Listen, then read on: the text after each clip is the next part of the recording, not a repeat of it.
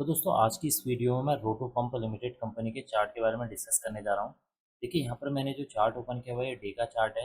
और इस डे के चार्ट में ये जो आपको ग्रीन कलर की एक कैंडल नज़र आ रही है ये आज की कैंडल यानी कि 11 अप्रैल की कैंडल है। और 11 अप्रैल के दिन इस स्टॉक के अंदर अराउंड जो है 3.50% की तेज़ी देखने को मिली हुई है। इस स्टॉक के रिगार्डिंग पहले भी मैंने जो है 3-4 वीडियो पहले ही बनाई थी। और जब मैंने इसकी वीडियो बनाई थी तब जो मैंने टारगेट बताए थे तब भी जो टारगेट थे वो अचीव हुए थे। उसके बाद से इस स्टॉक के अंदर एक अच्छा खासा करेक्शन देखने को मिला हुआ है, जिसकी वजह से अभी जो स्टॉक का प्राइस चल रहा है इस समय 212 रुपये 60 पैसे का आज के दिन में स्टॉक का प्राइस जो है क्लोजिंग हुआ है। इससे पहले जब मैंने वीडियो बनाई थी 3-4 वीडियो, उस समय स्टॉक का जो प्राइस था 700 और 600 500 के आसपास मैंने वीडियो बनाई थी। और स्प्लिट होने के बाद स्टॉक का जो प्राइस है वो यहाँ पर आपको शो हो रहा है। तो सबसे पहले बात कर लेते हैं कि आज के दिन में इस स्टॉक की ओपनिंग कहाँ पर हुई है या इस कैंडल की ओपनिंग कहाँ पर हुई है। देखिए आज के दिन में स्टॉक का जो प्राइस है 209 रुपये पर ओपन होता है, 214 रुपये 58 पैसे का हाई लगाता है और लो है 209 रुपये का और क्लोजिंग होती है 212 रुपये 60 पैसे की।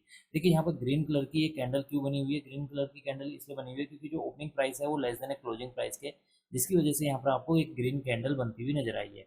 अगर मैं आज के दिन के वॉल्यूम के बारे में बात करूँ तो आज के दिन में इस स्टॉक के अंदर 76.56 के वॉल्यूम देखने को मिला हुआ है। अगर हम इस वॉल्यूम को प्रीवियस डे के वॉल्यूम के साथ कंपेयर करते हैं तो प्रीवियस डे के मुकाबले आज के दिन में इस स्टॉक के अंदर एक अच्छा खासा ये वॉल्यूम देखने को मिला हुआ है, यानी कि यहाँ पर बाइंग ज़्यादा देखने को मिल रही है। अगर मैं आपको 50 डेज मूविंग एवरेज के बारे में बताऊँ, 50 डेज जो मूविंग एवरेज निकल कर आ रहा है 226 रुपये 3 पैसे है। 100 डेज का सिंपल मूविंग एवरेज यहाँ पर 254 रुपये 85 पैसे देखने को मिल रहा है। 200 डेज अगर SMA की बात करेंगे तो यहाँ पर 273.82 यहाँ पर देखने को मिल रहा है। इसका मतलब कि स्टॉक का जो अभी का करंट प्राइस है अपने जो 50 हो या फिर 100 हो या फिर 200 DMA के नीचे ट्रेड कर रहा है, जो कि इसके लिए क्या है एक हल्का सा नेगेटिव पॉइंट है। देखिए यहाँ पे स्टॉक का प्राइस क्यों नीचे चल रहा है, क्योंकि आपने देखा होगा कि पिछले 5-6 महीने से अराउंड 5 to 6 मंथ से हर स्टॉक के अंदर मोस्टली हर स्टॉक के अंदर एक अच्छी खासा करेक्शन देखने को मिला हुआ है। यानी कि ओवरऑल निफ्टी हो या बैंक निफ्टी के स्टॉक्स हो या मिड कैप हो या स्मॉल कैप हो, हर स्टॉक के अंदर अच्छा खासा एक करेक्शन देखने को मिला हुआ है। तो जिसकी वजह से इस स्टॉक के अंदर भी एक अच्छा खासा करेक्शन देखने को मिल रहा है। अगर मैं 52 वीक हाई के बारे में बताऊं तो 373.30 है और 52 वीक लो के बारे में बात की जाए तो 175.25 है। इसका मतलब कि स्टॉक का जो अभी का करंट प्राइस चल रहा है 212 रुपये 60 पैसे जो क्लोजिंग हुई है, ये अपने जो है 52 वीक लो के ऊपर ट्रेड कर रहा है, जो कि इसके लिए क्या एक पॉजिटिव पॉइंट है। एक बार मैं इस चार्ट को जो जूम करके भी दिखा देता हूँ आपको। जैसे ही मैं इस चार्ट को यहाँ पर जूम करूँगा तो जूम करने पर आप देखिए इस पॉइंट से, यहाँ ये जो पॉइंट है इस पॉइंट से अगर आप देखें 329 का अभी जो यहाँ पर स्प्लिट हुआ था स्टॉक का प्राइस, उसके बाद यहाँ पर 329 से हो रहा है। तो स्प्लिट होने के बाद अगर आप यहाँ पर चार्ट को देखेंगे तो 329 का ये लेवल है और यहाँ से इस स्टॉक के अंदर एक अच्छी खासी करेक्शन हुई है। देखिए यहाँ से पहले एक करेक्शन हुआ, गिरावट हुई, गिरावट होने के बाद वापस प्राइस ऊपर की ओर को गया है, उसके बाद फिर वापस गिरावट हुई है, फिर उसके बाद ऊपर की ओर को गया है, उसके बाद फिर गिरावट हुई है, फिर ऊपर, फिर गिरावट और फिर एक हल्का सा ऊपर, फिर गिरावट, फिर एक हल्का सा ऊपर, फिर गिरावट, फिर अप साइड, फिर डाउन, फिर उसके बाद वापस जो है डाउन हुआ है और डाउन के बाद वापस ऊपर की ओर को बढ़ रहा है। इसका मतलब आप एक चीज़ नोटिस कीजिए, इसके जो यहाँ पर जो हाइज हैं, ये जो हाई हैं वो डाउन होते जा रहे हैं यानी कि कम बनते जा रहे हैं, और जो लोअर लोज हैं वो यहाँ पर जो है कम होते हुए लोअर लोज बनते हुए नजर आ रहे हैं। यहाँ पर देखिए, यहाँ पर इसका जो है लो जो है अपने प्रीवियस लो से जो है नीचे आ गया, ये लो जो है अपने इस लो से जो है नीचे हो गया। तो यहाँ पर आप देखेंगे एक अच्छा खासा यहाँ पर करेक्शन देखने को मिल रहा है। और ये जो पॉइंट है आपको 175.40, ये इसके लिए एक मेजर सपोर्ट के तौर पर काम कर सकता है इस समय। एक बार मैं आपको अब इसके जो है सपोर्ट एंड रेजिस्टेंस के बारे में बता देता हूँ। देखिए इसके लिए जो पहला जो यहाँ पर सपोर्ट निकल कर आ रहा है वो है 175.40। 175.40 इसके लिए एक मेजर सपोर्ट निकल कर आ रहा है। अगर आप शॉर्ट टर्म के लिए यहाँ पर सपोर्ट देखेंगे तो यहाँ पर 186.41 का जो लेवल है, ये इसके लिए शॉर्ट टर्म के लिए यहाँ पर सपोर्ट देखने को मिल रहा है। इसका मतलब कि आप कह सकते हैं कि ये 186 से लेकर 175 का जो जोन है ये इसके लिए एक मेजर सपोर्ट के तौर पर काम करेगा। क्योंकि अगर आप यहाँ पर देखेंगे तो मार्च के टाइम पे भी इस लेवल पे यहाँ पर सपोर्ट दिया है। उसके बाद अभी फिर वापस जो है गिरावट क्यों हुई है, क्योंकि टैरिफ वॉर स्टार्ट हुआ था, ट्रंप के द्वारा जो टैरिफ वॉर स्टार्ट हुआ है उसकी वजह से इस स्टॉक के अंदर फिर एक गिरावट देखने को मिली है।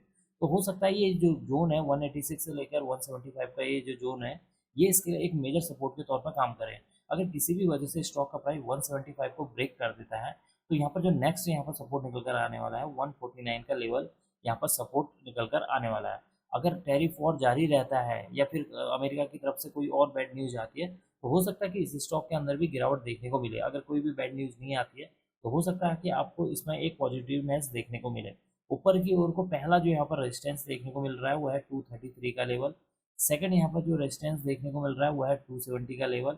और थर्ड यहाँ पर जो रेजिस्टेंस देखने को मिल रहा है 290 का लेवल। 290 इसके लिए एक मेजर जो है रेजिस्टेंस के तौर पर काम करने वाला है, 290 से लेकर 270। अगर किसी भी वजह से स्टॉक का प्राइस अगर 233 को ब्रेक भी कर देता है, ब्रेक करने के बाद जब तक स्टॉक का प्राइस 270 के लेवल को ब्रेक करके 2 से 3 दिन जब तक इसके ऊपर सस्टेन नहीं करेगा, तब तक इस स्टॉक के अंदर फिलहाल अभी मुझे किसी भी तरह की कोई तेजी आने की पॉसिबिलिटी नज़र नहीं आ रही है। लेकिन जो 175 का जो ये जोन है, ये इसके लिए अभी एक मेजर सपोर्ट के तौर पर काम कर सकता है। अगर मार्केट में तेज गिरावट नहीं होगी तो हो सकता है कि इस स्टॉक के अंदर भी आपको एक अच्छी खासी पॉजिटिवनेस देखने को मिले। एक बार मैं आपको इस चार्ट को जो है मंथली चार्ट पर ले चलता हूँ, क्योंकि मंथली चार्ट पर एक चीज़ मैं आपको दिखाना चाहता हूँ। जैसे ही आप इस चार्ट को मंथली चार्ट पर देखेंगे, तो यहाँ पर अगर आप मंथली चार्ट पर इस एक 1 मिनट, जैसे आप इसको जो है मंथली चार्ट पर देखेंगे, तो यहाँ पर अगर आप इस कैंडल को गौर करें, देखिए यहाँ पर जिस तरह की ये कैंडल बनी हुई है उसी तरह की कैंडल आज के इस मंथ में जो है बनती हुई नज़र आ रही है। अगर ये लेवल इसके लिए सपोर्ट के तौर पर काम करेगा, यानी कि ये जो 175 का लेवल है, अगर इसके लिए एक मेजर सपोर्ट के तौर पर काम करता है, तो हो सकता है कि आपको फिर इसके अंदर एक अच्छी खासी पॉजिटिवनेस देखने को मिले। लेकिन जब तक स्टॉक का प्राइस, ये देखिए ये एक रेजिस्टेंस है, अच्छा खासा एक रेजिस्टेंस जोन है, ये एक अच्छा खासा, ये जो यहाँ पर 290 270 का जो जोन है, ये इसके लिए एक अच्छा खासा रेजिस्टेंस जोन है। तो जब तक स्टॉक का प्राइस 290 को ब्रेक नहीं करता है, तब तक इस स्टॉक के अंदर एक अच्छी खासी तेजी आने की मुझे पॉसिबिलिटी कम नज़र आ रही है। बाकी हाँ, कुछ लोगों के मन में ये होगा कि क्या इसके अंदर फ्रेश एंट्री बन सकती है। देखिए इस लेवल पर फ्रेश एंट्री बन सकती है, लेकिन ये फ्रेश एंट्री उन लोगों के लिए बन सकती है जो रिस्की ट्रेडर हैं, जो एक पर्टिकुलर स्टॉप लॉस लगाना जानते हैं।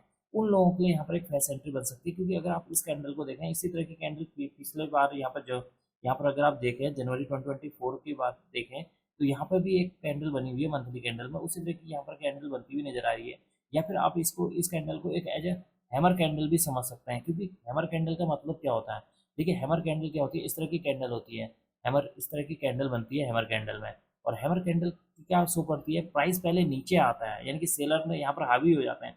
सेलर हावी होने के बाद वापस जो है बाइंग प्रेशर आता है, और स्टार्टिंग और एंड में स्टॉक का जो प्राइस है इस लेवल पर क्लोज होता है। यानी कि वो क्या बताता है, बाइंग प्रेशर को बताता है कि लोग जो है बाई करने को तैयार बैठे हुए हैं। तो अगर आप इस कैंडल को अगर देखें यहाँ पर, तो वापस जो है यहाँ पर आप देखेंगे पहले सेलिंग प्रेशर क्रिएट हुआ, सेलिंग के बाद वापस बाइंग आई है, और एंड में इस लेवल पर यहाँ पर प्राइस क्लोज हुआ है। यानी कि जो सेलर है वो क्या हो गया, बायर ने उनको जो है धकेल दिया पीछे की ओर को। तो यहाँ पर बाइंग एग्रेसिव होती हुई नजर आ रही है। तो हो सकता है कि आने वाले दिनों में इस स्टॉक के अंदर आपको एक अच्छी खासी तेजी देखने को मिले। जब ओवरऑल मार्केट के अंदर पॉजिटिवनेस देखने को मिलेगी, तभी इस स्टॉक के अंदर भी आपको एक पॉजिटिवनेस देखने को मिलेगी। अगर ओवरऑल मार्केट के अंदर फिर तेज गिरावट होगी, तो इस स्टॉक के अंदर भी आपको एक तेज गिरावट देखने को मिल सकती है। तो ये था चार्ट एनालिसिस। अब मैं इस वीडियो को यहीं पर एंड करूंगा। उम्मीद करता हूँ कि आपको यह वीडियो पसंद आई होगी। अगर आपको यह वीडियो पसंद आई तो please like share and subscribe करना ना भूलें। Thank you.